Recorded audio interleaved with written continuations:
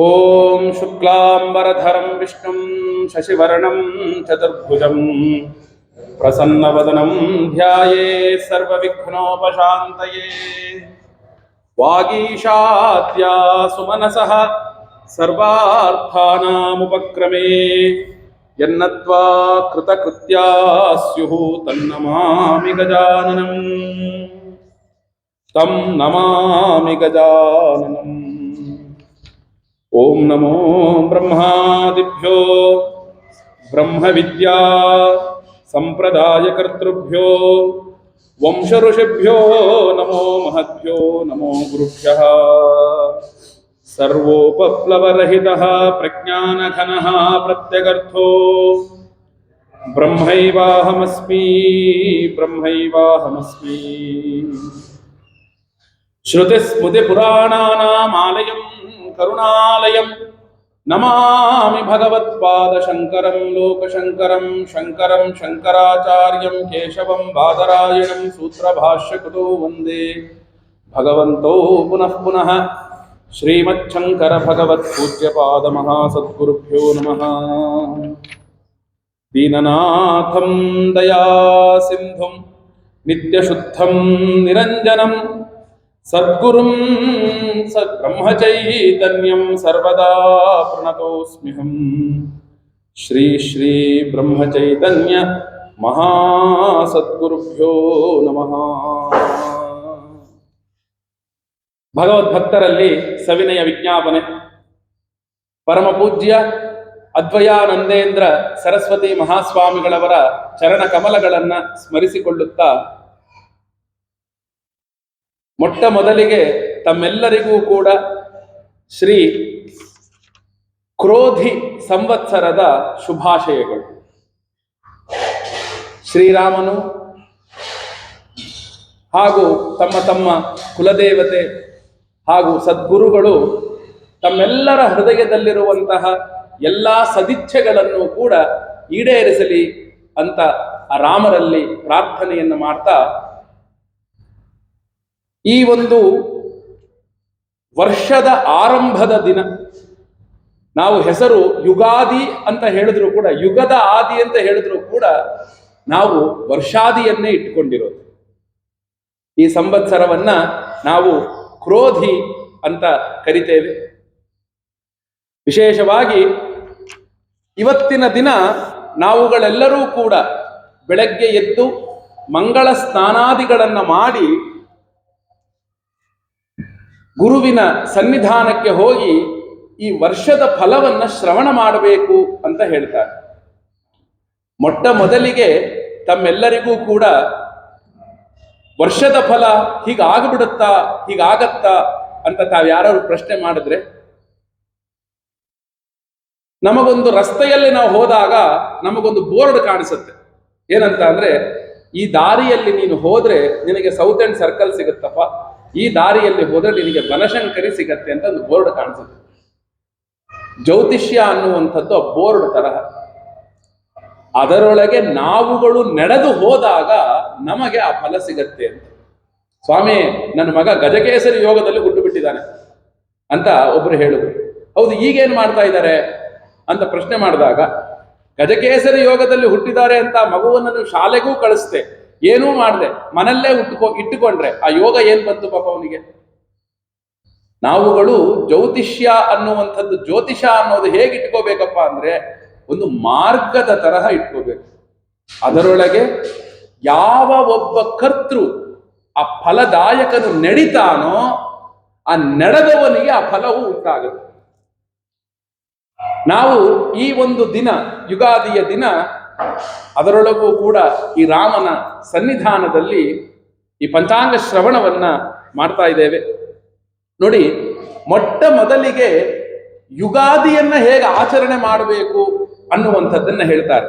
ವರ್ಷಾದೋ ಉಷಸಿ ಸ್ಮರನ್ ರಘುಪತಿಂ ಚೋತ್ಥಾಯ ಚಂದ್ರಸ್ವರೇ ವೃದ್ಧಾಶೀರನುಗೃಹ್ಯ ನಿಂಬಕದಳಂ ಪ್ರಾಶ್ಚಾತ್ಯ ಪಾತ್ರೇ ಸ್ಥಿತಂ ವಕ್ತ್ರಂ ವೀಕ್ಷ್ಯ ಚ ದರ್ಪಣೇನ ಚ ತಥಾ ಸನ್ಮಿತ್ರ ವರ್ಗೈಃ ಸಮಂ ದೈವಜ್ಞ ಸುಸಭಾಂ ಪ್ರವಿಶ್ಯ ಸುಜನಾತ್ ವಾರ್ಷಂ ಫಲಂ ಶ್ರಾವಯೇತ್, ವಾರ್ಷಂ ಫಲಂ ಶ್ರಾವಯೇತ್. ನೋಡಿ, ಈ ದಿನ ಉದಯ ಕಾಲದ ಉಷಃಕಾಲ ಅಂದ್ರೆ ಬೆಳಗಿನ ಕಾಲದಲ್ಲಿ ನಾವುಗಳು ಭಗವಂತನ ಸ್ಮರಣೆಯನ್ನ ಮಾಡಬೇಕಂತ. ಭಗವಂತನ ಸ್ಮರಣೆಯನ್ನ ಮಾಡ್ತಾ ನಾವೆಲ್ಲರೂ ಕೂಡ ಏಳಬೇಕಂತೆ. ರಘುಪತಿಂ, ರಾಮನ ಸ್ಮರಣೆಯೊಂದಿಗೆ ಏಳಬೇಕು ಅಂತ. ನಿತ್ಯ ಕರ್ಮಾದಿಗಳನ್ನೆಲ್ಲವನ್ನೂ ಕೂಡ ಮುಗಿಸಿ ನೋಡಿ, ಉತ್ಥಾಯ ಚಂದ್ರಸ್ವರೇ, ಚಂದ್ರನು ಇನ್ನು ಆಕಾಶದಲ್ಲಿ ಕಾಣ್ತಿರ್ಬೇಕಂತೆ. ಸೂರ್ಯೋದಯ ಆದ ನಂತರ ಅಲ್ಲ, ನಿತ್ಯವೂ ಕೂಡ ನಾವು ಹೇಗೆ ಏಳುವ ಸಂದರ್ಭವನ್ನ, ಏಳುವ ಒಂದು ಅಭ್ಯಾಸವನ್ನ ಇಟ್ಕೋಬೇಕಪ್ಪ ಅಂದ್ರೆ, ಚಂದ್ರನು ಆಕಾಶದಲ್ಲಿ ಇರಬೇಕಾದರೆಯೇ ಏಳ್ಬೇಕಂತೆ, ಸೂರ್ಯೋದಯ ಆದ ನಂತರ ಅಲ್ಲ. ಆಗ ಎದ್ದವರಾಗಿ ಎದ್ದ ತಕ್ಷಣವೇ ನಿತ್ಯ ಕರ್ಮಗಳನ್ನ, ಮಂಗಳ ಸ್ನಾನವನ್ನ, ಎಣ್ಣೆ ಹಚ್ಚಿಕೊಂಡು ಸ್ನಾನ ಇತ್ಯಾದಿಗಳನ್ನೆಲ್ಲ ಮಾಡಿದ ನಂತರ ವೃದ್ಧಾಶೀಹಿ ಅನುಗೃಹ್ಯ, ಮನೆಯಲ್ಲಿರುವಂತಹ ಹಿರಿಯರ ಆಶೀರ್ವಾದವನ್ನು ಪಡಿಬೇಕಂತೆ, ನಮಸ್ಕಾರ ಮಾಡಿ ಆಶೀರ್ವಾದವನ್ನು ಪಡಿಬೇಕಂತೆ. ನಂತರ ಆಜ್ಯ ಪಾತ್ರ ಸ್ಥಿತಂ ನಿಂಬಕ ದಳಂ ಪ್ರಾಶ್ಚ್ಯ. ಹಿಂದೆಲ್ಲ ಯುಗಾದಿ ಅಂದ್ರೆ ಈಗಲೂ ಕೂಡ ಮನೆಯಲ್ಲಿ ಹೋಳಿಗೆ ಅಡಿಗೆಯೇ ಮಾಡ್ತೇವೆ. ಅದಕ್ಕೆ ಆಜ್ಯವನ್ನ ಹಿಂದಿನ ದಿನ ಹಯ್ಯಂಗವಿ ಬೆಣ್ಣೆ ಹಾಕಿ ಕಾಯಿಸಿರ್ತೇವೆ. ಆ ಒಂದು ಆಜ್ಯ ಪಾತ್ರೆಯಲ್ಲಿ ನಿಂಬಕ ದಳ ಅಂದ್ರೆ ಬೇವು ಮತ್ತು ಬೇವನ್ನ ಇಟ್ಟಿರ್ಬೇಕಂತೆ. ಆ ಪಾತ್ರೆಯಲ್ಲಿ ತೆಗೆದು ನಾವು ತಿನ್ನಬೇಕಂತೆ. ಭಗವಂತನಿಗೆ ನಮಸ್ಕಾರ ಮಾಡಿ ಹಿರಿಯರ ಆಶೀರ್ವಾದವನ್ನು ಪಡೆದು ಮಂಗಳ ಸ್ನಾನ ಎಲ್ಲವೂ ಆದ ನಂತರ ಅದನ್ನ ಒಂದು ತಿಂದ ನಂತರ ವಕ್ತ್ರಂ ವೀಕ್ಷ್ಯ ಚ ದರ್ಪಣೇನ, ನಮ್ಮನ್ನ ನಾವು ಅವತ್ತಿನ ದಿನ ಸುಸ್ಪಷ್ಟವಾಗಿ ಕನ್ನಡಿಯಲ್ಲಿ ನೋಡ್ಕೋಬೇಕಂತೆ. ಕನ್ನಡಿಯಲ್ಲಿ ನೋಡ್ಕೋಬೇಕಂತೆ. ಯಾಕೆ ನೋಡ್ಕೋಬೇಕು? ನಮ್ಮನ್ನ ನಾವು, ಅಣಯ್ಯ 60 ಆಯ್ತು, 70 ಆಯ್ತು, ಇನ್ನೆಲ್ಲ ನಮ್ದು ಉಲ್ಟ ಗಿಣಿತಿ, ಇನ್ನು ಎಷ್ಟು ಕೊಟ್ಟರೂ ಕೂಡ ಭಗವಂತ ಏನಾಗತ್ತೆ, 99, 100 ಅಲ್ಲ, 100, 99, 98, 97 ಆ ರೀತಿಯಾಗಿ ಏನಾಗುತ್ತೆ, ಹಿಂದಕ್ಕೆ ಬರುತ್ತೆ. ನೋಡು, ತಲೆ ಕೂದಲೆಲ್ಲ ಬೆಳ್ಳಗಾಯ್ತು, ಕೂದಲೆಲ್ಲ ಇಲ್ಲ, ಇನ್ನು ಎಷ್ಟು ದಿನನೋ ಗೊತ್ತಿಲ್ಲ, ಭಗವಂತನ ಸ್ಮರಣೆಯನ್ನ ಚಂದ ಮಾಡು. ಪ್ರತಿ ವರ್ಷವೂ ಕೂಡ ಯಾಕೆ ಆದಿಯಲ್ಲಿ ಕನ್ನಡಿಯನ್ನು ನೋಡ್ಕೋಬೇಕು ಅಂದ್ರೆ, ಭಗವಂತನ ಸ್ಮರಣೆಯಲ್ಲಿ ಇನ್ನಷ್ಟು ಹೊತ್ತು ನಾವುಗಳು ಕಾಲವನ್ನ ಕಳೆಯುವವರಾಗೋಣ, ಭಗವಂತನ ಸ್ಮರಣೆಯನ್ನ ನಾವುಗಳು ಮಾಡುವವರಾಗೋಣ. ಅದಕ್ಕಾಗಿ ಎಂಥದ್ದು ಅಂದ್ರೆ ಆ ಒಂದು ದರ್ಪಣೇನ, ಆ ನಂತರ ಸನ್ಮಿತ್ರ ತಥಾ ಸನ್ಮಿತ್ರ ವರ್ಗೈಸ್ತಮಂ, ಹೊಸ ಬಟ್ಟೆಯನ್ನ ಹಾಕೊಳ್ಬೇಕಂತೆ, ಹೊಸ ವಸ್ತ್ರವನ್ನ ಉಟ್ಟವರಾಗಿ ಎಲ್ಲ ಮಿತ್ರರೊಟ್ಟುಗೂಡಿ, ಮಿತ್ರರೊಡನೆ ಭೇಟಿ ಆಗ್ಬೇಕಂತೆ, ಎಲ್ಲ ಸ್ನೇಹಿತರೊಟ್ಟಿಗೆ ಭೇಟಿಯಾಗಿ ಆ ನಂತರ ದೈವಜ್ಞಂ ಸುಸಭಾಂ ಪ್ರವಿಶ್ಯ ಸ್ವಜನಾತ್, ಒಳ್ಳೆಯ ಬ್ರಹ್ಮಸಭೆಗೆ ಪ್ರವೇಶ ಮಾಡಬೇಕಂತೆ. ಎಲ್ಲಿ ಪಂಚಾಂಗ ಶ್ರವಣ ಮಾಡ್ತಾರೆ ಅಂತ ಕೇಳಬೇಕಂತೆ. ಕೇಳಿ ಆ ಒಂದು ಸಭೆಗೆ ಪ್ರವೇಶವನ್ನ ಮಾಡಿದ ನಂತರ ಏನಾಗಬೇಕು, ವಾರ್ಷಂ ಫಲಂ ಶ್ರಾವಯೇತ್, ವರ್ಷದ ಫಲವನ್ನ ನಾವೆಲ್ಲರೂ ಕೂಡ ಪಂಚಾಂಗವನ್ನ ಶ್ರವಣ ಮಾಡಬೇಕು. ಇಲ್ಲಿ ಪಂಚಾಂಗ ಅಂದ ತಕ್ಷಣ ನಮಗೆಲ್ಲರಿಗೂ ನೆನಪು ಬರೋದು ಇದು, ಈ ಒಂದು ಪುಸ್ತಕ ಇದು ಪಂಚಾಂಗ ತಗೊಂಡ್ಬನ್ನಿ, ತಗೊಂಡು ಕೊಟ್ಬಿಡ್ತೀವಿ, ಪಂಚಾಂಗ ತಗೊಳ್ಳಿ ಅಂತ ಕೊಟ್ಬಿಡ್ತೀವಿ. ಪಂಚ ಅಂಗಗಳು, ಅಂಗ ಅಂದ್ರೆ ಏನು, ಪಾರ್ಟ್ಸ್. ಒಂದು ದಿನಕ್ಕೆ 5 ಅಂಗಗಳು ಇರುತ್ತೆ. ಒಂದು ದಿನ ಆಗಬೇಕು ಅಂದ್ರೆ 5 ಅಂಗಗಳು ಇರಬೇಕು. ತಿಥಿ, ವಾರ, ನಕ್ಷತ್ರ, ಯೋಗ, ಕರಣ. ತಿಥಿ, ವಾರ, ನಕ್ಷತ್ರ, ಯೋಗ, ಕರಣ, ಈ 5 ಒಂದು ದಿನದ ಅಂಗ ಇದೆ. ಈ 5 ಅಂಗಗಳು ಕೂಡಿದಾಗ ಒಂದು ದಿನ ಅಂತ ಆಗತ್ತೆ. ಪಂಚಾಂಗ ಅಂದ ತಕ್ಷಣ ಈ ಪುಸ್ತಕ ಅಲ್ಲ. ತಿಥಿ, ವಾರ, ನಕ್ಷತ್ರ, ಯೋಗ, ಕರಣವನ್ನ ಪಂಚಾಂಗ ಅಂತ ಕರಿತೇವೆ. ಆಗ ಏನಾಗುತ್ತೆ ಅಂದ್ರೆ, ಅಂತಹ ಒಂದು ಪಂಚಾಂಗಗಳನ್ನ ನಿತ್ಯ ಯಾವುದು ಅಂತ ತಿಳ್ಕೊಳ್ಬೇಕಂತೆ. ಪಂಚಾಂಗ ಶ್ರವಣದ ಫಲ ಏನು ಅಂದ್ರೆ ಹೇಳ್ತಾರೆ, ಕಲ್ಯಾಣ ಗುಣಾವಹಂ ರಿಪುಹರಂ ದುಸ್ವಪ್ನ ದೋಷಾಪಹಂ ಗಂಗಾ ಸ್ನಾನ ವಿಶೇಷ ಪುಣ್ಯ ಫಲದಂ ಗೋದಾನ ತುಲ್ಯಂ ನೃಣಾಂ ಆಯುರ್ವೃದ್ಧಿದ ಮುತ್ತಮಂ ಶುಭಕರಂ ಸಂತಾನ ಸಂಪತ್ ಪ್ರದಂ ನಾನಾ ಕರ್ಮ ಸುಸಾಧನಂ ಸುಮುಚಿತಂ ಸಮುಚಿತಂ ಪಂಚಾಂಗಂ ಆಕರಣ್ಯತ ಕಲ್ಯಾಣಂ ಗುಣಾವಹಂ. ಏನು ನಮ್ಮೆಲ್ಲರಿಗೂ ಕೂಡ ಮಂಗಳ ಗುಣಗಳೆಲ್ಲ ತಂದುಕೊಡುತ್ತಂತೆ, ಒಳ್ಳೆಯ ಗುಣಗಳನ್ನು ತಂದುಕೊಡುತ್ತಂತೆ, ಶತ್ರುಗಳನ್ನು ನಾಶ ಮಾಡುತ್ತಂತೆ, ನಮ್ಮೆಲ್ಲರ ದುಸ್ವಪ್ನವನ್ನ ನಾಶ ಮಾಡುತ್ತಂತೆ, ಗಂಗಾ ಸ್ನಾನವನ್ನ ಮಾಡಿದಾಗ ಯಾವ ಪುಣ್ಯವೋ ಆ ಪುಣ್ಯವನ್ನ ತಂದುಕೊಡುತ್ತಂತೆ, ಗೋದಾನವನ್ನ ಮಾಡಿದ ಪುಣ್ಯವನ್ನ ತಂದುಕೊಡುತ್ತಂತೆ, ಆಯುಷ್ಯ ವೃದ್ಧಿಯಾಗುತ್ತಂತೆ, ಒಳ್ಳೆಯ ಒಂದು ಶುಭ ಸಂಕೇತಗಳನ್ನ ಜೀವನದಲ್ಲಿ ಜೋಡಿಸುತ್ತಂತೆ, ಸತ್ಸಂತಾನ ಹಾಗೂ ಪುತ್ರ ಮಕ್ಕಳಿಗೆ ಏನಾಗುತ್ತೆ ಪೂರ್ಣವಾಗಿ ಆ ಒಂದು ಒಳ್ಳೆಯ ವಿದ್ಯೆಯನ್ನು ಬುದ್ಧಿಯನ್ನು ಒಳ್ಳೆಯ ಮಾರ್ಗವನ್ನ ತಂದುಕೊಡುತ್ತಂತೆ. ಆ ನಂತರ ನಾನಾ ಕರ್ಮ ಸುಸಾಧನಂ, ಯಾವುದೇ ಒಂದು ಕೆಲಸವನ್ನ ಮಾಡಬೇಕಾದ್ರೂ ಕೂಡ ಪ್ರಶ್ನೆ ಮಾಡೋದೇನು, ಇವತ್ತು ಯಾವ ದಿನ ಸ್ವಾಮಿ, ಇವತ್ತು ಯಾವ ದಿನ ಸ್ವಾಮಿ ಅಂತ ಕೇಳ್ತೇವೆ ನಾವು. ಆ ದಿನಗಳಿಗೆ ತಕ್ಕ ಹಾಗೆ ನಾವೇನು ಮಾಡ್ತೇವೆ, ತಿಥಿ ವಾರ ನಕ್ಷತ್ರ ಯೋಗ ಕರಣ ಶುದ್ಧಿಯನ್ನ ಇಟ್ಟುಕೊಟ್ಟು ಮುಹೂರ್ತವನ್ನ ಇಡ್ತೇವೆ. ಅಂತಹ ಎಲ್ಲ ಕರ್ಮಗಳಿಗೂ ಕೂಡ ಸಾಧನವಾಗಿರುವಂತಹ ಆ ಪಂಚಾಂಗವನ್ನ ಕೇಳಿ ಅಂತ ಹೇಳಿದ ನಂತರ ಮುಂದಕ್ಕೆ ನಮಗೆ ಹೇಳ್ತಾರೆ ನೋಡಿ, ಒಂದು ಸಂವತ್ಸರ ಅಂತ ಆದಾಗ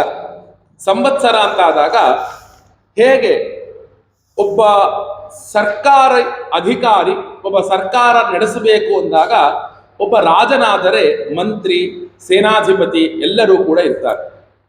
ಈ ಒಂದು ಕ್ರೋಧಿ ಅನ್ನುವಂತಹ ಒಂದು ಸಂವತ್ಸರದ ಫಲವನ್ನ ನಾವೆಲ್ಲರೂ ಕೂಡ ಕೇಳಬೇಕು ಅಂತ ಆದಾಗ ಹೇಳ್ತಾರೆ, ಕ್ರೋಧಿನಿ ಸತತಂ ಭೂಮೌ ಕ್ಷಿತಿಪತಿ ಕಲಹೈಹಿ ವಿಹೀನ ಧನಾಹ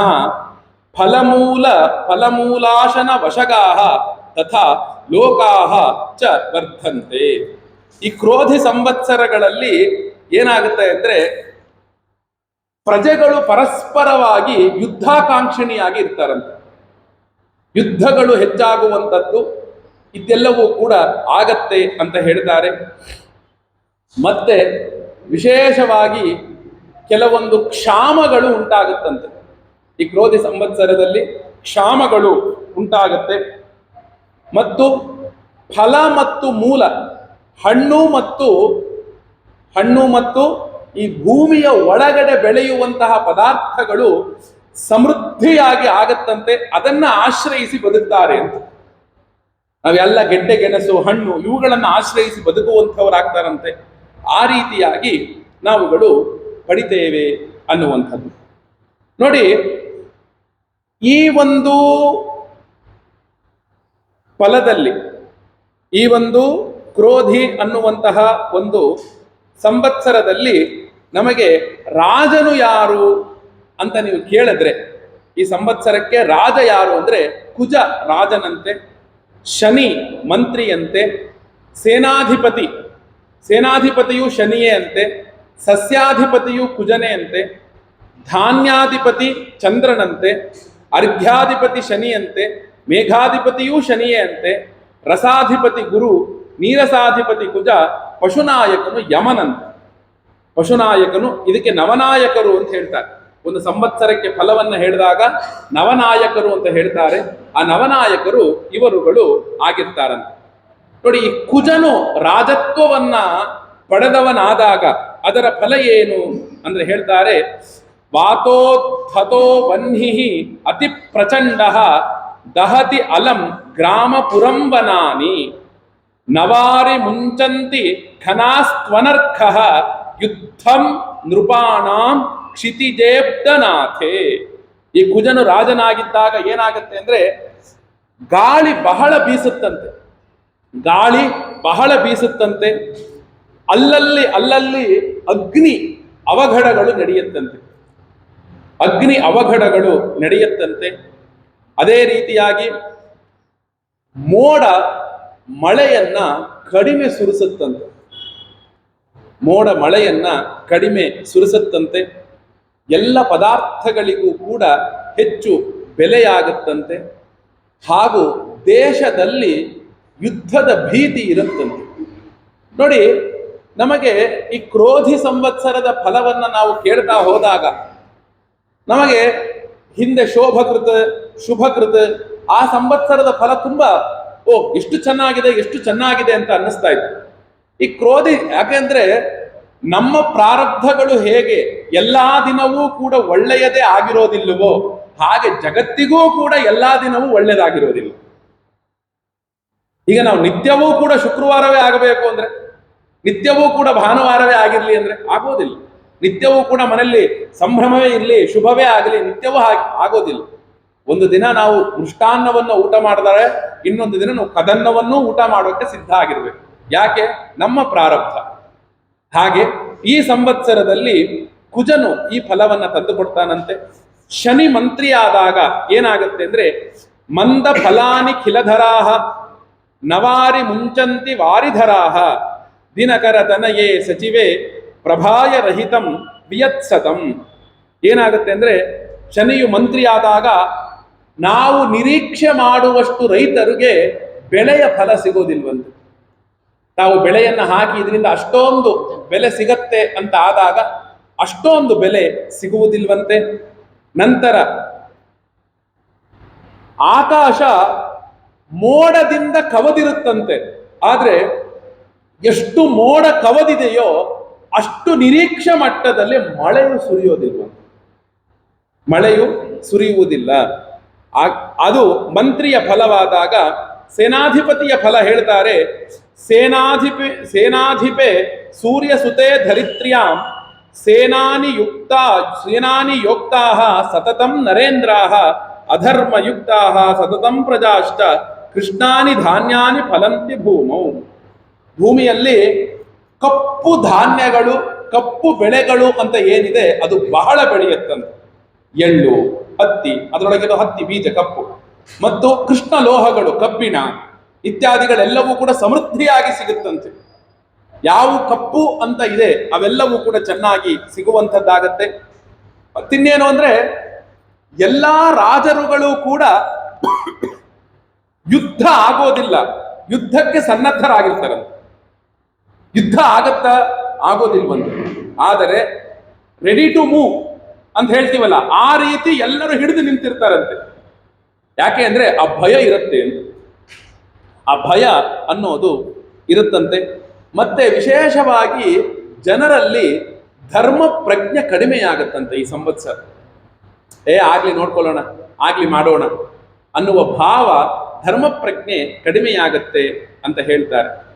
ಆನಂತರ ಕುಜನು ಸಸ್ಯಾಧಿಪತಿಯಾದಾಗ ರಕ್ತಶಾಲಿ ಮಹಾಶಾಲಿ ತುವರೀಚಣ ಕಾದಯ ರಕ್ತಭೂಮಿ ಸ್ತುಫಲಿತಾ ಭೂಮೇಹೇ ಸಸ್ಯಾಧಿಪೇ ಸತಿ.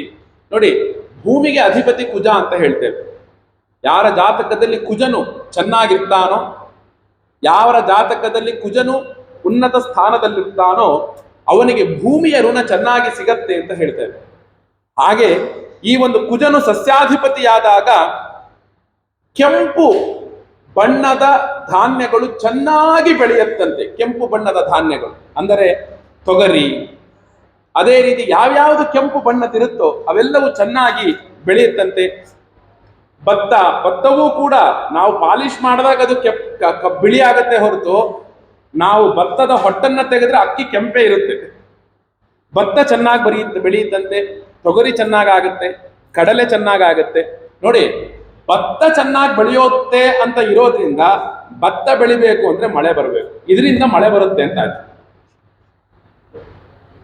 ಯಾಕೆ ಅಂದ್ರೆ ನಾವು ಒಂದನ್ನೇ ನೋಡಿ ಜಾತಕವನ್ನ ಕೊಟ್ಟಾಗ ತಕ್ಷಣ ನಾವೇನ್ ಮಾಡ್ತೇವೆ ಅಂದ್ರೆ ಫಸ್ಟ್ ಲಗ್ನದಿಂದ ನೋಡಕ್ ಆರಂಭ ಮಾಡಿದ್ರೆ ಕುಜನಿಂದ ಪಂಚಮದಲ್ಲಿ ಯಾರಿದ್ದಾರೆ, ಗುರುವಿನಿಂದ ಪಂಚಮದಲ್ಲಿ ಯಾರಿದ್ದಾರೆ, ಚಂದ್ರನಿಂದ ಯಾರಿದ್ದಾರೆ ಅಂತ ನೋಡ್ತೇವೆ. ಅದನ್ನ ನೋಡಿ ಇಂಥ ಫಲ ಅಂತ ಹೇಳ್ತೇವೆ. ಬರೀ ಲಗ್ನವನ್ನ ನೋಡಿ ಹೇಳೋದೇ ಜ್ಯೋತಿಷ್ಯನ ಒಂದು ಲಕ್ಷಣ ಅಲ್ಲ. ಹಾಗೆ ಕೆಂಪು ಧಾನ್ಯಗಳಲ್ಲಿ ಭತ್ತವೂ ಇರೋದ್ರಿಂದ ಭತ್ತವು ಚೆನ್ನಾಗಿ ಬೆಳಿಬೇಕು ಅಂದ್ರೆ ಮಳೆ ಬರಬೇಕು. ಆದ್ರಿಂದ ಆ ಮಳೆ, ಈ ಒಂದು ಯೋಗದಿಂದ ಮಳೆ ಬರುತ್ತೆ ಅಂತ ಆಯ್ತು. ಕುಜನು ಸಸ್ಯಾಧಿಪತಿಯಾಗುವಂತಹ ಯೋಗದಿಂದ ಏನಾಗುತ್ತೆ, ನಮಗೆ ಮಳೆ ಬರುತ್ತೆ. ಕೆಲವರು ಬರ್ತಾರೆ, ಜಾತಕ ಕೊಡ್ತಾರೆ, ಗುರುಗಳೇ ಮದುವೆ ಆಗ್ತಾನೆ ಇಲ್ಲ, ಮದುವೆ ಯೋಗ ಇದೆ ನೋಡಿ ಅಂತ. ಆ ಜಾತಕದಲ್ಲಿ ಪುತ್ರ ಯೋಗ ಚೆನ್ನಾಗಿರುತ್ತೆ, ನೋಡಪ್ಪ ಮಕ್ಕಳ ಯೋಗ ಚೆನ್ನಾಗಿದೆ, ಅದರಿಂದ ಮದುವೆ ಆಗತ್ತೆ ಅಂತ. ಮದುವೆ ಯೋಗ ಬಿಟ್ಬಿಡು, ಆ ಯೋಗ ಇರೋದ್ರಿಂದ ಆಗತ್ತೆ, ಹೋಗಪ್ಪ ಅಂತ ಹೇಳಿ ಕಳಿಸ್ತೇವೆ. ಹಾಗೆಯೇ ಮುಂದೆ ಚಂದ್ರನು ಕೂಡ ಧಾನ್ಯಾಧಿಪತಿ ಆಗಿರೋದ್ರಿಂದ ಬಹುಕ್ಷಿರಪ್ರದಾಗಾವಹ ಸರ್ವವ್ಯಾಧಿ ವಿವರ್ಜಿತಾ ಸುಭಿಕ್ಷಂಚ ಮಹದ್ವರ್ಷಂ ಚಂದ್ರೇ ಧಾನ್ಯಾಧಿಪೇ ಸತಿ. ಚಂದ್ರನೇ ಧಾನ್ಯಾಧಿಪತಿಯಾಗಿರೋದ್ರಿಂದ ಗೋವುಗಳು ಸಮೃದ್ಧಿಯಾಗಿ ಹಾಲನ್ನ ಕರಿತವಂತೆ, ಪ್ರಜೆಗಳು ಆರೋಗ್ಯವಾಗಿ ಇರ್ತಾರಂತೆ, ಯಾವುದೇ ಈ ಒಂದು ದುಷ್ಟ ಒಂದು ಸಾಂಕ್ರಾಮಿಕ ರೋಗಗಳಿಗೆ ತುತ್ತಾಗೋದಿಲ್ವಂತೆ, ಆರೋಗ್ಯದಿಂದ ಇರ್ತಾರಂತೆ. ಚಂದ್ರನು ಸಸ್ಯಾಧಿಪತಿ ಧಾನ್ಯಾಧಿಪತಿ ಆಗಿರೋದ್ರಿಂದ ಚಂದ್ರನ ಯೋಗದಿಂದ ಸುಭಿಕ್ಷಂಚ ಮಹದ್ವರ್ಷಂ, ಸುಭಿಕ್ಷೆಯಾಗಿರ್ತೀವಂತೆ, ಚೆನ್ನಾಗಿ ಮಳೆ ಬರುತ್ತಂತೆ, ಚೆನ್ನಾಗಿ ಮಳೆ ಬರುತ್ತಂತೆ. ಚಂದ್ರೇ ಧಾನ್ಯಾಧಿಪೇ ಸತಿ, ಆ ಚಂದ್ರನು ಧಾನ್ಯಾಧಿಪತಿ ಆದಾಗ ಅಂತ ಹೇಳಿದಾಗ ಮುಂದೆ ಹಾಗೆಯೇ ಹೇಳ್ತಾರೆ ಉಪನಾಯಕರು. ಎಲ್ಲದನ್ನು ಹೇಳಿದ ಮೇಲೆ ಮುಂದೆ ನಮಗೆ ಆಯವ್ಯಯವನ್ನ ಹೇಳ್ತಾರೆ. ಆಯವ್ಯಯ ಅಂದ್ರೆ ಏನು ಅಂದ್ರೆ, ಈ ವರ್ಷ ನಮ್ಮ ಒಂದು ಹಣವನ್ನ ನಾವು ಹೇಗೆ ಪ್ಲಾನ್ ಮಾಡಬೇಕು. ಇದೇನು ಬೇರೆ ಏನೂ ಅಲ್ಲ, ಹಿಂಗ ಆಗ್ಬಿಡತ್ತೆ ಅಂತ ಅರ್ಥ ಅಲ್ಲ. ನೋಡಪ್ಪ, ಈ ವರ್ಷ ನಿನಗೆ ಸಂಪಾದನೆಯಲ್ಲಿ ಒಂದಷ್ಟು ಭಾಗ ಖರ್ಚಿರೋದ್ರಿಂದ ನೀನು ಖರ್ಚನ್ನ ಕಡಿಮೆ ಮಾಡೋದ್ರೊಳಗೇನೆ ಬುದ್ಧಿ ಇಡಪ್ಪ. ಈ ಒಂದು ಅದರೊಳಗೂ ಕೂಡ ಕಂದಾಯವನ್ನು ಹೇಳ್ತಾರೆ. ಪ್ರಥಮ ಕಂದಾಯ, ದ್ವಿತೀಯ ಕಂದಾಯ, ಉತ್ತಮ ಕಂದಾಯ ಅಂತ, ತೃತೀಯ ಕಂದಾಯ ಅಂತ. ನಿಮಗೆ ಕಂದಾಯವೂ ಕೂಡ ಹೀಗಿರೋದ್ರಿಂದ ನೀವು ನೋಡ್ಕೊಳ್ಳಿ ಹೇಗಿರುತ್ತೆ ಅಂತ. ಮೊದಲಿಗೆ ಮೇಷ ಮತ್ತು ವೃಶ್ಚಿಕ ರಾಶಿಯವರಿಗೆ, ಯಾರದು ಮೇಷರಾಶಿ ಮತ್ತು ವೃಶ್ಚಿಕ ರಾಶಿಯೋ ಅವರಿಗೆ 8 ಆದಾಯ 14 ವ್ಯಯ. 8 ಆದಾಯವಾದರೆ ಅವರಿಗೆ 14 ವ್ಯಯ. ಆರೋಗ್ಯ ಯಾವಾಗ ಆದಾಯ ಕಡಿಮೆ ಆಗುತ್ತೆ ಆರೋಗ್ಯ ಚೆನ್ನಾಗಿರುತ್ತೆ, ನೆನ್ಪಿಟ್ಕೊಳ್ಳಿ. ಯಾಕೆ ಅಂದ್ರೆ ನೀವು ನೋಡಿ, ಅನಾರೋಗ್ಯ ಬೀಳೋದು ಎಲ್ಲರೂ ಹಣ ಜೋಬಾಗಿ ಇಟ್ಕೊಂಡಿರೋದೇ ಜಾಸ್ತಿನೇ ಹೊರತು ಹಣ ಇಲ್ಲದೆ ಇರೋರು ಯಾರು ಅನಾರೋಗ್ಯ ಬೀಳಲ್ಲ. ಭಗವಂತಂದು ಗೊತ್ತು, ಇವನ ಹತ್ರ ಖರ್ಚು ಮಾಡೋಕ್ ಶಕ್ತಿ ಇಲ್ಲಪ್ಪ, ಇವನಿಗೆ ಅನಾರೋಗ್ಯ ಕೊಡಬಾರ್ದು ಅಂತ. ಆದ್ರಿಂದ ಅವ್ರಿಗೆ ಆರೋಗ್ಯ ಚೆನ್ನಾಗಿರುತ್ತೆ. ಅದೇ ರೀತಿಯಾಗಿ ಯಾರು ಮೇಷ ವೃಶ್ಚಿಕ ರಾಶಿಯವರು ಹೆಚ್ಚಿಗೆ ಎಲ್ಲಿ ಯಾರ ಹತ್ರನು ಸ್ವಲ್ಪ ಮಾತಾಡೋದು, ಆರ್ಗ್ಯೂ ಮಾಡೋಕೆಲ್ಲ ಹೋಗ್ಬಾರ್ದು. ಸುಮ್ಮನೆ ನಮ್ಮ ಮೇಲೆ ಕೋಪ ಮಾಡ್ಕೊಳ್ಳೋದು ಜಾಸ್ತಿ ಆಗ್ತಾರೆ ಅಂತ. ಸ್ವಲ್ಪ ಮಟ್ಟಿಗೆ ಶಾಂತರಾಗಿರೋದು ವಾಸಿ. ಸುಖ 3 ದುಃಖ 3 ಇರುವಂಥದ್ದು. ವೃಷಭ ಮತ್ತು ತುಲಾ ರಾಶಿಯವರಿಗೆ, ನಂದು ತುಲಾ ಸ್ವಾಮಿ, ವೃಷಭ ಮತ್ತು ತುಲಾ ರಾಶಿಯವರಿಗೆ 2 ಆದಾಯ 8 ವ್ಯಯ. 2 ಆದಾಯ 8 ವ್ಯಯ ಅಂದ್ರೆ ಆ ವ್ಯಯದ ಪ್ರಮಾಣ ಹೆಚ್ಚಾಗತ್ತೆ. ಏನೋ ಆಗುತ್ತೆ ಅಂದ್ರೆ ಏನಂದ್ರೆ, ಈಗಿನಿಂದ ಏನ್ ಮಾಡ್ಬೇಕು ಅಂದ್ರೆ, ನೋಡಪ್ಪ, ವಿಧಿಯಾಗಿಯೇ ವ್ಯಯ ಹೆಚ್ಚಿರೋದ್ರಿಂದ ನಾನಾಗಿ ವ್ಯಯ ಮಾಡುವಂಥದ್ದನ್ನ ಬಿಟ್ಬಿಡ್ಬೇಕು. ಸುಮ್ಮನೆ ಮಕ್ಳಿಗೆ ಹೇಳ್ಬಾರ್ದು, ನಿಂಗೆ ಇಲ್ಲಿ ಕರ್ಕೊಂಡು ಹೋಗ್ತೀನಿ ಅಂತ. ನಾವಿಲ್ಲೆಲ್ಲ ಟೂರ್ ಪ್ಲಾನ್ ಮಾಡೋಣ ನಾವೇ ಹೇಳ್ಬಿಡ್ಬಾರ್ದು. ಯಾಕೆಂದ್ರೆ ವ್ಯಯ ಮೊದಲೇ ಜಾಸ್ತಿ ಇದೆ, ಅಲ್ಲಿ ಹೋದ್ರೆ ಇನ್ನೂ ವ್ಯಯ ಜಾಸ್ತಿ ಆಗುತ್ತೆ. ಆದ್ರಿಂದ ನಿಮ್ಮನ್ನ ನೀವು ರಕ್ಷಣೆ ಮಾಡ್ಕೊಳ್ಳಿ. ಯಾವುದು ಹೊಸದಾಗಿ ಯಾವುದನ್ನು ಅದನ್ನ ಖರೀದಿ ಮಾಡ್ತೀನಿ, ಇನ್ನೊಂದನ್ನು ಮಾಡ್ತೀನಿ ಅಂತೆಲ್ಲ ಹೋಗ್ಬೇಡಿ. ಆಗ ಆರೋಗ್ಯ 6, ಅನಾರೋಗ್ಯ 4. ಆರೋಗ್ಯವಾಗಿರ್ತೇವೆ. ಯಾಕೆ ಹೇಳದ್ನಲ್ಲ ನಾನು, ವ್ಯಯ ಯಾರಿಗೆ ವ್ಯಯ ಆದಾಯ ಕಡಿಮೆ ಇದೆ ಆರೋಗ್ಯ ಚೆನ್ನಾಗಿರುತ್ತೆ. ಆ ನಂತರ ನಮಗೆ ರಾಜಪೂಜ 5 ಅಂತೆ, ರಾಜಕೋಪ 2 ಅಂತೆ. ಇವತ್ತು ತುಂಬಾ ಈ ವರ್ಷದಲ್ಲಿ ಇನ್ನೊಂದು 4-5 ಶಾಲ್ ಬರುತ್ತೆ. ಎಲ್ಲಿಂದ ಬರುತ್ತೆ ಗೊತ್ತಿಲ್ಲ, ಒಂದು 4-5 ಶಾಲ್ ಅಂತೂ ಬರುತ್ತೆ ಈ ಸಲ. ಯಾಕಂದ್ರೆ ರಾಜಪೂಜ ಇದೆಯಲ್ಲ, ರಾಜಪೂಜ 5, ರಾಜಕೋಪ 6, ಸುಖ 3 ದುಃಖ. ಸುಖವಾಗಿರ್ತೀವಂತೆ ಈ ಸಲ. ಹಣ ಪರವಾಗಿಲ್ಲ, ಬಂದಿಲ್ಲ ಅಂದ್ರೂ ತೊಂದರೆ ಇಲ್ಲ, ಭಗವಂತ ಸುಖ ಬರೆದಿದ್ದಾರೆ ಈ ಸಲ. ತುಲಾ ರಾಶಿಯವರಿಗೆ ಚೆನ್ನಾಗಿ ಸುಖ ಇದೆ. ಮಿಥುನ ಮತ್ತು ಕನ್ಯಾ ರಾಶಿಯವರಿಗೆ, ಯಾರು ಮಿಥುನ ರಾಶಿ ಮತ್ತು ಕನ್ಯಾ ರಾಶಿಯೋ ಅವರಿಗೆ 5 ಆದಾಯ 5 ವ್ಯಯ. 5 ಆದಾಯ 5 ವ್ಯಯ. 1 ಆರೋಗ್ಯ 1 ಅನಾರೋಗ್ಯ. ರಾಜಪೂಜ 4, ರಾಜಕೋಪ 2, 6 ಸುಖ 3 ದುಃಖ. ಕರ್ಕಾಟಕ ರಾಶಿಯವರಿಗೆ, ಯಾರ್ದು ಕರ್ಕಾಟಕ ರಾಶಿಯೋ ಅವರಿಗೆ 5 ಆದಾಯ 11 ವ್ಯಯ. 11 ಭಾಗ ವ್ಯಯ ಕರ್ಕಾಟಕ ರಾಶಿಯವರಿಗೆ. ಇಲ್ಲಿ ಆಯವ್ಯಯವೂ ಕೂಡ ಎಲ್ಲರಿಗೂ ಹೊಂದಾಣಿಕೆ ಆಗುತ್ತೆ ಅಂತ ಅನ್ಕೋಬೇಡಿ. ಯಾರು ಹಣವನ್ನ ದುಡಿಯುವವರು ಇರ್ತಾರೋ, ಯಾರು ಅವರನ್ನ ನೋಡಿ, ನನಗೆ ತುಂಬಾ ಆದಾಯ ಇದೆ ಅನ್ಕೊಳ್ಳಿ, ನನಗೆ ತುಂಬಾ ಆದಾಯ ಇದೆ, ನನ್ನ ಮಗಳ ನಕ್ಷತ್ರದಲ್ಲಿ ವ್ಯಯ ಇದೆ. ಆಗ ಅನ್ಕೊಳ್ಬೇಕು, ನೋಡಪ್ಪ, ಇವಳಿಗೆ ವ್ಯಯ ಇರೋದು, ಇವಳ ಮುಖಾಂತರ ಏನೋ ನನಗೆ ಖರ್ಚಾಗತ್ತೆ ಅಂತ. ಹೊಸದಾಗಿ ಏನೋ ಒಂದು ಬೇಡಿಕೆ ಇಡ್ತಾಳೆ, ಅದನ್ನ ನಾನು ಕೊಡಿಸ್ಬೇಕಾಗತ್ತೆ. ಆ ರೀತಿಯಾಗಿ ಏನು ಅಂದ್ರೆ ಆ ನಂತರ ಆರೋಗ್ಯ 5, ಅನಾರೋಗ್ಯ. ಕರ್ಕಾಟಕ ರಾಶಿಯವರಿಗೆ ಆರೋಗ್ಯ ತುಂಬಾ ಚೆನ್ನಾಗಿದೆ. ಅದೇ ರೀತಿಯಾಗಿ ರಾಜಕೋಪ 6 ಇದೆ ಈ ಸಲಿ. ಅಂದ್ರೆ ಅವರಿಗೆಲ್ಲರೂ ಕೂಡ ದುಃಖ ಕೊಡೋರು ಹೆಚ್ಚಾಗ್ತಾರೆ, ಅವ್ರ ಮಾತನ್ನು ಕೇಳದೆ ಇರೋರು ಇತ್ಯಾದಿಗಳು ಹೆಚ್ಚಾಗ್ತಾರೆ. ಈ ರೀತಿಯಾಗಿ ಇರುವಂಥದ್ದು. ಸಿಂಹರಾಶಿ ಅವರಿಗೆ ಯಾರ್ದಪ್ಪ ಸಿಂಹ? ಒಂದ್ಸಲಿ ಕೈ ಎತ್ಬಿಡಿ. ನಾಗಪ್ರಕಾಶ್ ಜಿ ಅವ್ರದೆಲ್ಲ ಸಿಂಹ. 2 ಆದಾಯ 14 ವ್ಯಯ.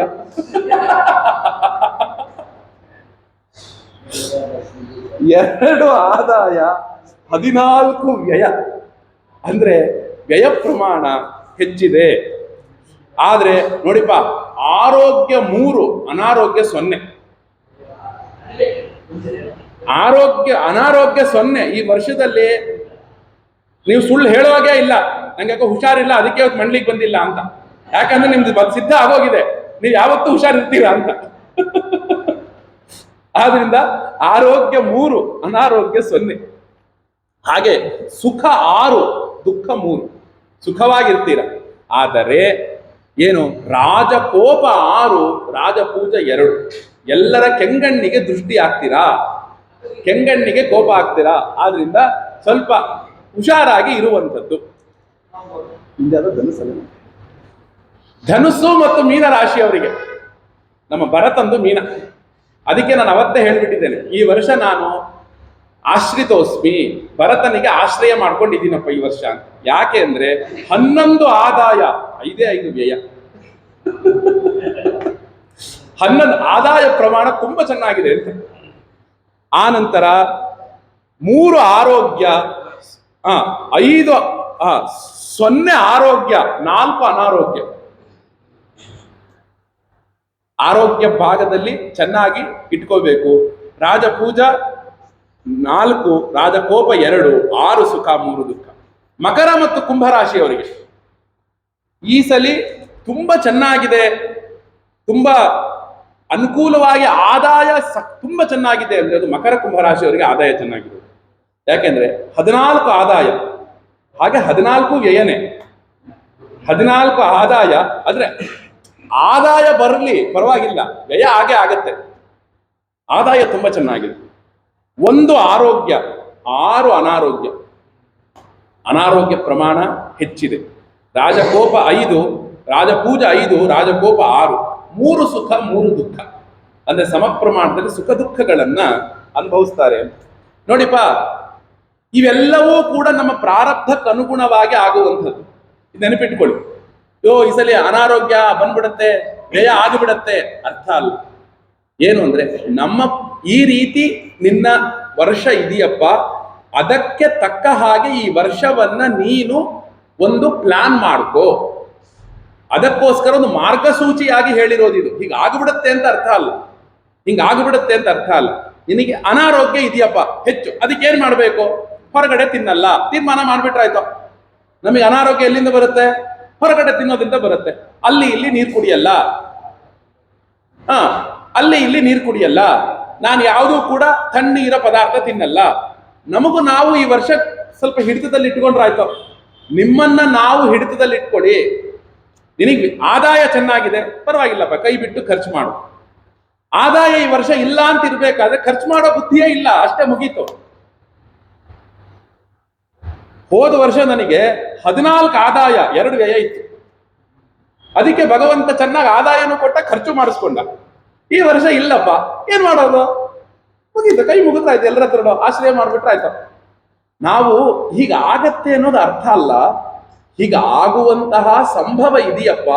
ಆದ್ರಿಂದ ನಿನ್ನನ್ನ ನೀನು ಹಿಡಿತದಲ್ಲಿ ಇಟ್ಟುಕೋ ಅನ್ನೋದಕ್ಕೋಸ್ಕರ ಇದನ್ನ ಹೇಳಿರುವಂಥದ್ದು. ನೋಡಿಪ್ಪ, ಈ ವರ್ಷ ಇನ್ನೊಂದು ಒಳ್ಳೆಯ ಫಲ ಏನು ಅಂದ್ರೆ, ಈ ವರ್ಷ ಭಾರತದೊಳಗೆ ಯಾವ ಗ್ರಹಣಗಳು ಗೋಚರ ಆಗೋದಿಲ್ಲ. ಯಾವ ಗ್ರಹಣವೂ ಕೂಡ ನಮಗೆ ಗೋಚರ ಆಗೋದಿಲ್ಲ. ಒಟ್ಟು 4 ಗ್ರಹಣಗಳು ಬರುತ್ತೆ. 18ನೇ ತಾರೀಕು 9ನೇ ತಿಂಗಳಲ್ಲಿ, 2ನೇ ತಾರೀಕು 10ನೇ ತಿಂಗಳಲ್ಲಿ, 14ನೇ ತಾರೀಕು 3ನೇ ತಿಂಗಳು 2025ನೇ ಇಸ್ವಿಲಿ, 29ನೇ ತಾರೀಕು 3ನೇ ತಿಂಗಳು 2025ನೇ ಇಸ್ವಿಲಿ. ಈ 4 ಗ್ರಹಣಗಳು ಸಂಭವ ಆಗುತ್ತೆ ಭೂಮಿಗೆ. ಆದ್ರೆ ಈ 4 ಗ್ರಹಣಗಳು ಭಾರತಕ್ಕೆ ಗೋಚರವಿಲ್ಲ, ಆಚರಣೆನೂ ಇಲ್ಲ, ಗೋಚರವೇ ಇಲ್ಲ. ಗೋಚರ ಇಲ್ಲ ಅಂದ್ರೆ ಆಚರಣೆ ಎಲ್ಲಿಂದ ಬಂತು? ಭಾರತಕ್ಕೆ ಆಚರಣೆ ಅನ್ನುವಂಥದ್ದು ಇಲ್ಲ. ಏನಕ್ಕೆ ಇದನ್ನ ಮತ್ತೆ ಹೇಳಬೇಕು ಅಂದ್ರೆ, ನೀವೆಲ್ಲರೂ ಕೂಡ ಆಶ್ರಯ ಪಡ್ಕೊಂಡಿರುವಂಥದ್ದು ಟಿವಿ ಹಾಕಿದ ತಕ್ಷಣ ಕೆಲವೊಬ್ರು ಕೂತ್ಕೊಂಡು ಏನೇನೋ ಹೇಳ್ತಾನೆ ಇರ್ತಾರೆ. ಆದ್ರೆ ಇದು ಆ ಗ್ರಹಣ, ಈ ಗ್ರಹಣ, ಈ ಗ್ರಹಕ್ಕೆ, ಈ ನಕ್ಷತ್ರಗಳಿಗೆ, ಈ ಗ್ರಹಗಳಿಗೆ ಅಂತ. ಯಾರೂ ಹೆದರ್ಬೇಕಾಗಿಲ್ಲ. ಯಾವ ಗ್ರಹಣಗಳ ಆಚರಣೆಗಳು ಇಲ್ಲ. ಆ ನಂತರ ಈ ಸಲ ನಮಗೆ ಋಗ್ವೇದ ಉಪಕರ್ಮ ಹಾಗೂ ಯಜುರ್ವೇದ ಉಪಕರ್ಮ, ಯಜುರ್ವೇದದ ಒಂದು ಋಗ್ವೇದ ಉಪಕರ್ಮ ಮತ್ತು ಯಜುರ್ವೇದ ಉಪಕರ್ಮ ಮಾಮೂಲಿ ಶ್ರಾವಣ ಮಾಸದಲ್ಲೇ ನಮಗೆ ಬರುವಂಥದ್ದು ಆಗತ್ತೆ. ಹೊಸ ಉಪಕರ್ಮದವರು ಕೂಡ ನಿತ್ಯ ಉಪಕರ್ಮದ ದಿನವೇ ಮಾಡ್ಕೋಬೇಕಾಗುತ್ತೆ. ಈ ಸಲ ನಿತ್ಯ ಉಪಕರ್ಮದ ದಿನವೇ ಪ್ರಥಮೋಪಕರ್ಮವನ್ನು ಮತ್ತು ಯಜುರ್ವೇದದ ನಿತ್ಯ ಉಪಕರ್ಮದ ದಿನವೇ ಪ್ರಥಮೋಪಕರ್ಮವನ್ನು ಕೂಡ ನಾವುಗಳು ಮಾಡಿಕೊಳ್ಳಬೇಕಾಗತ್ತೆ. ಇದು ಧರ್ಮಶಾಸ್ತ್ರದ ವಿಚಾರ. ಆದರೆ ಇವತ್ತಿನ ಪಂಚಾಂಗ ಶ್ರವಣ ಹೇಗಿದೆ ಅಂತ ನಾವೆಲ್ಲರೂ ಕೂಡ ಶ್ರವಣವನ್ನ ಮಾಡೋಣ. ಓಂ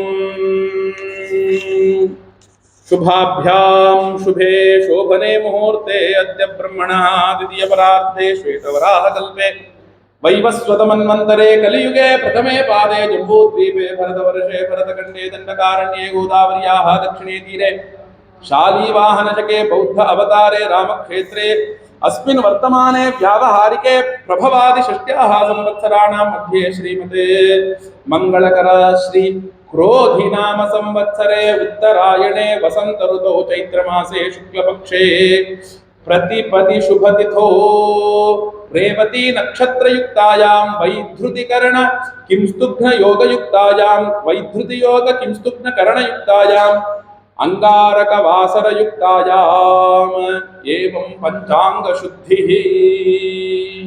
ನೋಡಪ್ಪ, ಪಂಚಾಂಗ ಯಾವ್ಯಾವುದು? ಇವತ್ತು ಪ್ರತಿಪತ್ತ ತಿಥಿ ಮಂಗಳವಾರ, ರೇವತಿ ನಕ್ಷತ್ರ, ಬೆಳಗ್ಗಿನ ಜಾವ 8:22 ತನಕ ರೇವತಿ, ಆನಂತರ ಅಶ್ವಿನಿ ನಕ್ಷತ್ರ ಈಗ ಆರಂಭ ಆಗಿದೆ.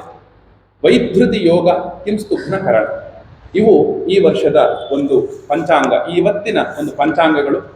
ನಾವು ಈ ಪಂಚಾಂಗವನ್ನ ಶ್ರವಣ ಮಾಡಿದರೆ ಏನು ಫಲ ಆಗತ್ತೆ ಅಂದ್ರೆ ಹೇಳ್ತಾರೆ, ನಮಗೆ ತಿಥೇಶ್ಚ ಶ್ರಿಯಮಾಪ್ನೋತಿ ವಾರಾದ ಆಯುಷ್ಯ ವರ್ಧನಂ ನಕ್ಷತ್ರಾಧರತೆ ಪಾಪಂ ಯೋಗಾದ್ ರೋಗ ನಿವಾರಣಂ ಕರಣಾತ್ ಕಾರ್ಯಸಿದ್ಧಿಂಚ ಪಂಚಾಂಗ ಫಲಮುತ್ತಮಂ.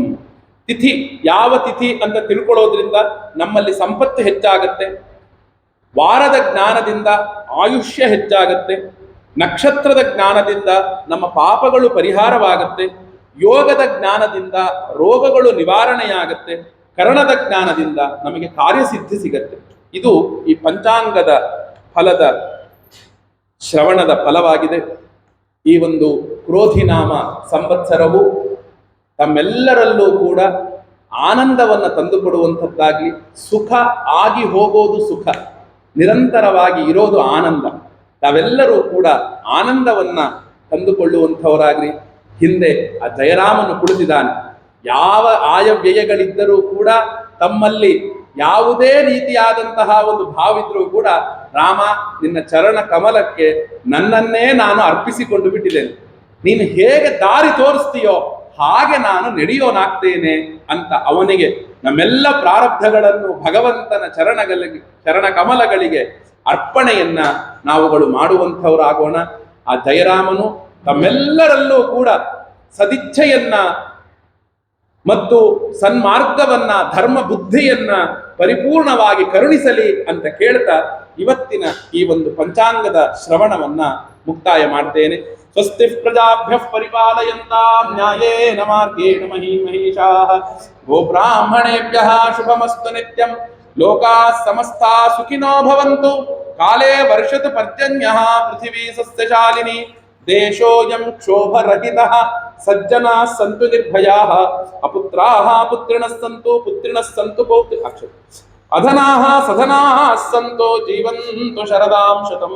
ಕೃಷ್ಣಾರ್ಪಣಮಸ್ತು, ಕೃಷ್ಣಾರ್ಪಣಮಸ್ತು.